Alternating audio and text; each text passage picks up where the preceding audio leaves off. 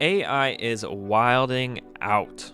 Okay, AI is absolutely everywhere. It's taken over the news, it's taken over the media, it's taken over our jobs, it's taking over the world.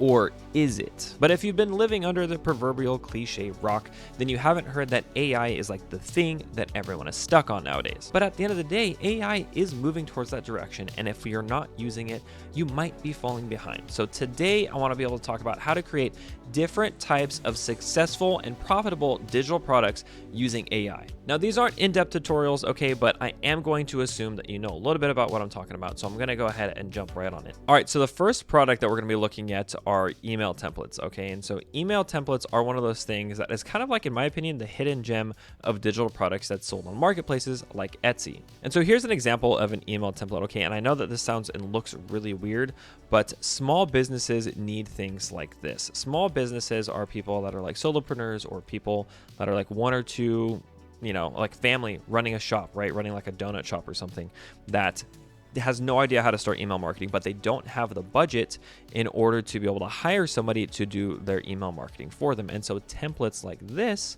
are perfect for them, okay? Because they just kind of plug and play and they insert the stuff that they need. And so what we're going to do is we're going to use ChatGPT to help us create and write these email templates. So let's say that you are a coffee roaster or you're a coffee shop or something like that, right? And so what we want to do is we want to have an email welcome series written for a business that sells coffee. Now, this is just the beginning of ChatGPT, okay? You start with something and you learn how to write better prompts as you go. So here it actually writes like a subject line, and it's like, hey, welcome to the business name, your new source for premium coffee. This is, again, a welcome series. And so ChatGPT understands that it's a welcome series, meaning that this is an email that somebody will be getting when they sign up for a newsletter, when they sign up for that 10% discount on your site or whatever it may be. So it understands that. How cool is that? So it gives you a subject line. It's like, hey, dear customer name, and anything that's within these brackets that are here, you would basically fill in, welcome to this. We're thrilled to have you as a customer. And it writes a little thing. Here's what you can expect from our email series. So if it's a welcome series, which is actually what I wrote, then it's going to be like, here are your emails. You can actually write just a welcome email and see what it writes there as well. But it actually writes everything out. We take pride in the quality of our products and things like that. And obviously this is a very generic email, but it is a great start. Okay, again, a great start. And if you go check out my other video, actually, I don't know which one of these is going to go up first, but I'm going to have another another video that talks about email and that talks about how you need to use AI as tools and give your own input still into everything. Okay, so now that we have this, yeah, it's a little bit generic, but you can add to it, you can change it. And again, if you're selling it for like $2, it's not that big of a deal for a small business to jump on something like this. What we can do is we can actually write the email based on the idea from number 2 in our previous response. And so you can see here's the email number 2, which is talking about our coffee selection. So I'm telling ChatGPT to refer back to something we've had on our previous conversation, because that's what these are called. They're called conversations. And you're actually going to go through and it's going to rewrite it for us. It's going to say, hey, we hope you enjoyed our coffee journey with us so far. What, dude? What? It is like literally referencing the previous emails that it's written. That's here. Okay, as promised in this email, we're going to talk about our exciting range of premium coffee beans. We take pride in sourcing all these, and here's our 3 ideas. Obviously, these may not be your 3 coffee things, but how cool is this? It has gone through and actually written all those things that are there, okay? I think that is pretty amazing. And so you can continue to use ChatGPT to do this and to ask it questions, to do research, and basically refine the different ideas that you have. And just like that, you have something that is like this, that is written in seconds, that you now provide, and just copy and paste it over to a PDF, put it in here, and you basically sell it for however much is here. And I mean, this Course Hustle person has 23,000 sales. Okay, she's obviously killing it. That's here. And if you look, there are a lot of different email sequences, and there's a lot of different templates that are here that you could potentially use and rewrite with AI. But again, double check it. And I'm sure, not to take away from Course Hustle that's here, but they've probably at least reviewed what an AI has written, if they're using that at all. Okay, so this second product that's here is going to be Zoom backgrounds. Okay. Again, another weird digital product that I would have never thought would be selling, but it obviously sells. And so Zoom backgrounds are exactly what they sound like. When people were there during the pandemic, they needed to get a background, their background sucked, or maybe it didn't look like it was curated, maybe it looks like the other side of my office, which is not what you guys want to be able to see. I actually bought a screen, like a shoji screen, which is a Japanese screen, to put on the other side of this. So that way, when I do calls and stuff, it looks a little bit more professional. And when I don't want to use my entire filming setup, Zoom backgrounds are a thing that are a thing. And basically, they are just pictures. and maybe not everybody has pictures, and you don't want to go just download a free picture from somewhere and then upload it and sell it as a Zoom background. You want to be able to actually create something with that. And so what you're going to actually end up doing is you can use another AI to help you create the background. All right, and so for this one, we're actually going to be using an AI called Midjourney. Now, I'm not going to go fully in depth on Midjourney. If you want a tutorial on Midjourney and how it works, let me know. I've been playing with it a ton, and it's honestly been so much fun to be able to create and work with this. Now, here's the disclaimer. Okay, Midjourney is not free. There are other videos that have talked about it. Midjourney, this free AI, Midjourney that. But in reality, you have to pay for commercial licensing to be able to use it, and there's no more free trials with Midjourney, so you have to pay to even get to this point. To even try it, you have to pay. Okay, I think there's like $10, $30, and $60. It's a monthly thing that you pay for. But here's the thing. If you sell like 5 Zoom templates at $5 a piece, like, you've made up your cost for Midjourney. So don't stress that little thing that's there, okay? So here's the thing. What you're gonna do is you're gonna go into Midjourney and you're gonna actually type in a prompt for Midjourney. And I've already created some prompts that are here. So I typed in a thing that's like a blurred background from inside an office overlooking a cityscape. This was when I was just figuring out Midjourney, okay, and how to be able to use this. And what it does is it creates these little images that are here. And it's like, okay, that may not be like a good Zoom background, but there are other ways that you can continue to write prompts to create good looking backgrounds. Like, this is actually a pretty cool looking background that you can use in Zoom. You can even tell it to be photorealistic and have different pastels and make it look kind of cool and kind of cartoonish. And you can create different types of Zoom backgrounds that people want with different aesthetics. Okay, a common one that I've seen a lot of are like books. For some reason, people like to look like they're back of a library. And so that is a common thing that people have. And so with Midjourney, you can create these backgrounds. And this one is like 2 backgrounds that are here. This looks AI generated. It doesn't even look like a real picture that's in the back. Obviously not talking about the lady, the clip art lady that's here. But people like it, so it's cool, and that's a great way to get started. And yeah, it'll take some practice to get used to Midjourney in terms of telling it what to write, and this is one of the topics I'm going to talk about in a second, but it takes a little bit of practice, but basically you learn how to talk to the AI, you learn how to prompt write correctly to where that way you can get really good results. Okay, so let's get into another example that's not using Midjourney. Let's go back to ChatGPT and actually learn how to create ebook guides. Okay, now these are not books like kids books or writing fiction books or things like that. You may have heard about that before, but no, this is actually on how to write guides to do things. Okay, it's like, how do I do real estate, or it's how do I start a course, or even how do I use AI? They are guides, written guides where people read to learn a new skill. And then you would basically take these guides and you could sell them on Etsy, or if you have a brand, you could sell them just through your Instagram bio or anything like that. And basically you can use ChatGPT to write the content of the ebook. So for this instance, I'm just asking ChatGPT. I'm not telling it to write me an ebook. I'm not telling it to outline an ebook for me, because sometimes the responses can be kind of limited. So instead, I'm just asking it, how do I paint a gunpla? And a gunpla is like this little mini robot thing. Oh, I actually have one here.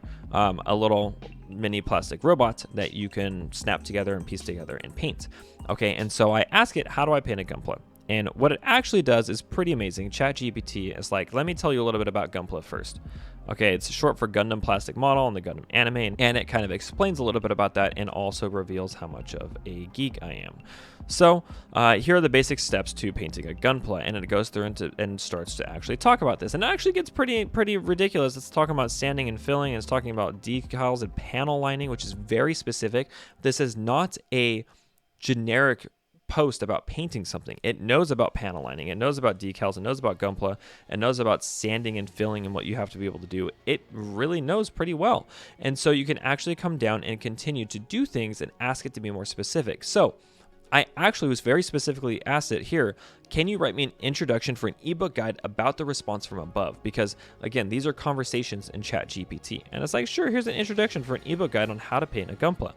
And it writes one out. Welcome to the world of gunpla painting. Painting gunpla can transform a simple plastic model into a work of art, etc., etc., etc., which is pretty amazing. Now, let's say in my guide, I don't want to just write like a blog post. I want to be able to do things like provide resources within my ebook guide as well. Okay, so I come down here and I need to know, like, what are the best products? Because maybe my Tamiya panel lining product is not the best and it's not exactly what people want. And so they're like, okay, well, you ask ChatGPT, what are the best products for painting gunpla? And it says, here are the things that you want to do for high quality results. Oh, look, it even brings up the Tamiya Fine Surface Primer. I forgot about that. Then it has paint and paint thinner and brushes, airbrushes and decals like water slides.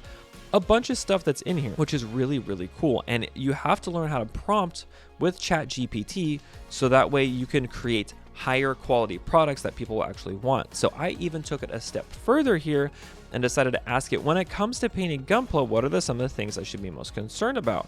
And it's like, here's what you got to know. All right, prep, paint application, drying time, scratches, detail work, things like weathering and panel lighting and shading, all the stuff that I don't got time for. Okay, so at the end of the day though, I don't do all of this, but I know enough a little bit about it to be able to ask it the correct questions, to be able to know, okay, what information do I need to create a crafted and detailed guide on whatever my niche is. Now, once you have all this content, all you gotta do is go to Canva and find a good ebook template to be able to work with and drop this into your ebook. Or you can even head over to Etsy, buy Canva template on ebooks, and then you can, again, just kind of paste it in there and give yourself a little bit of a digital product inception. Okay, for the next digital product idea to be able to work with AI, I want to be able to talk about mockups. Now, I used to do graphic design way back in the day, and I used to do like t-shirts and, posters and things like that, things for my fraternity, whatever we could come up with.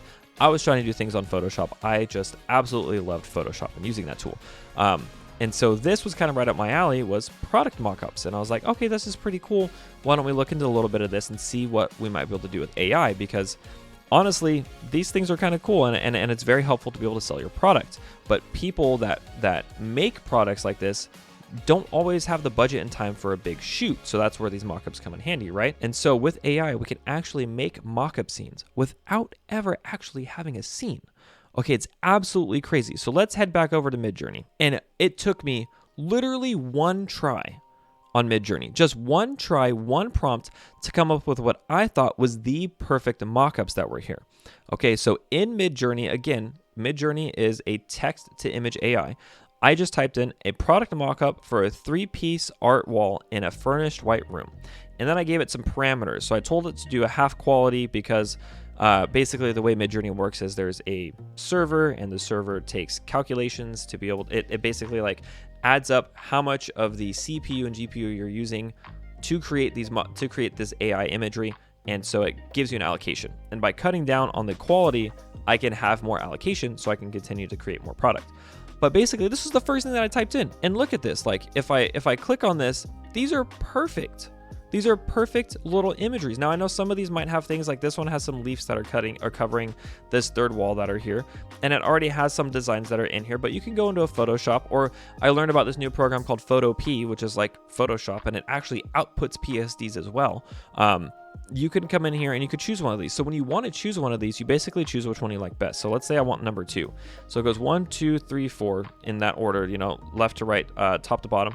And so if I want to upscale image 2, I click on that. And so what you'll get is you'll get this message down here that says something like upscaling image with, and then whatever prompt it was. And then you're going to sit there and it's going to basically wait to start. And it's going to upscale this to a resolution that is acceptable. So then you could head over to something like here, like Photopea, and you can actually drop in the image that was created in Midjourney, which is obviously still sitting here and waiting to start, but you can actually go in there, you can actually create, oh look, there it is. So you can grab your upscaled image and you could save it down here, save it into your downloads, and then head over to Photopea and you could drop it in. And then once you come in here, you can use Photopea, which I use Photoshop, I don't use Photopea, but Photopea is like a free option.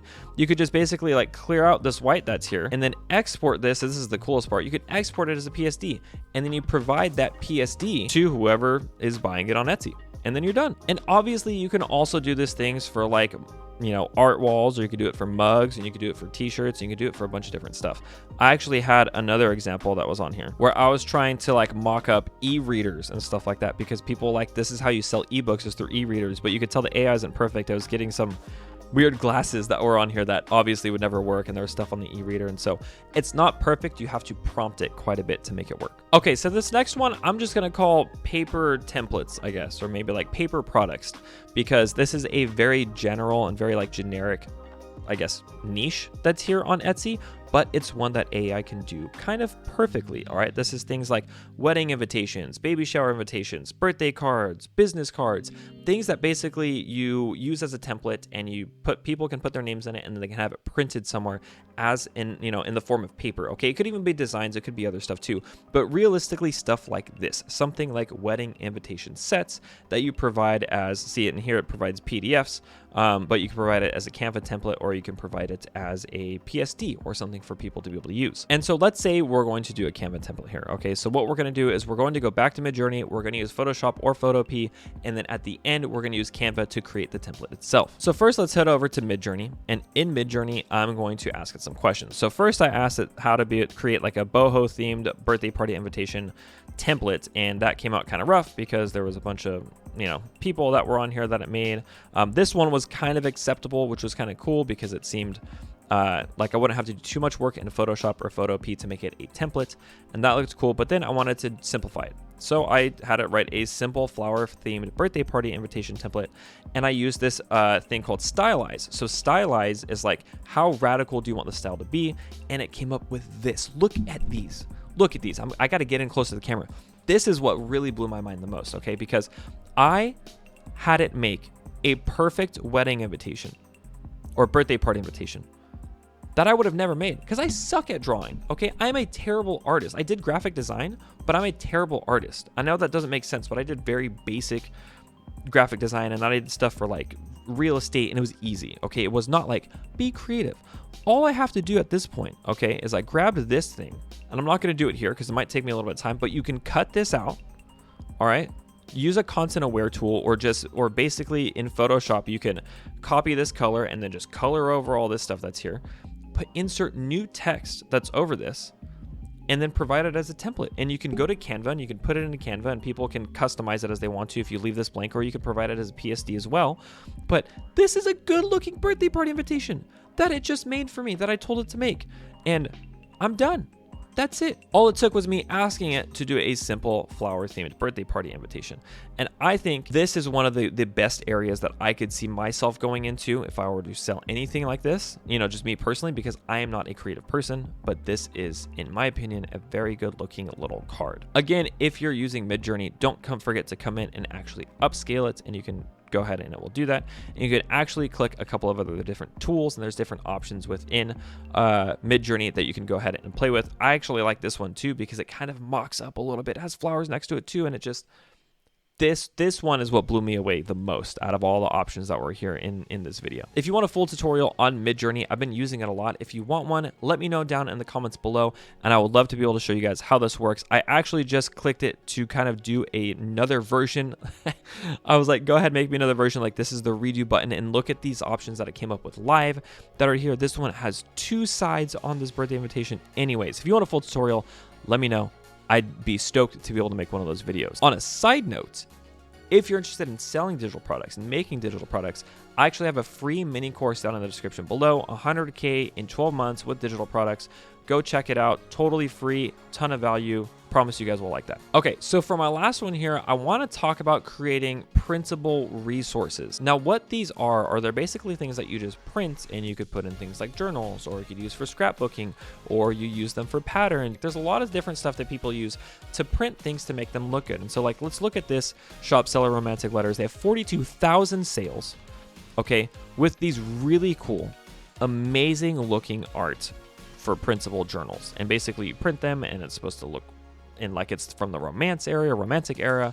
This has a very Final Fantasy theme to it, in my opinion, which is really cool, like Final Fantasy 12-ish, maybe 14 for sure.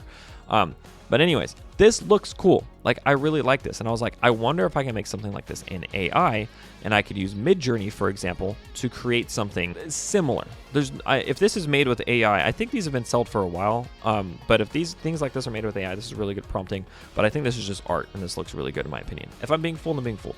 Okay, so let's head back over to Midjourney, and we're going to try to create something similar. So I went with a cyberpunk theme, decided to get really specific, and I saw other people in the Midjourney Discord putting random words in here like detailed in 4K and insane graphics and things like that.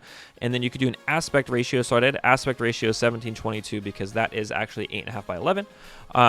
And then I did the quality low again, so that way it would save some resources that I can keep using in them. And this is what it came out with.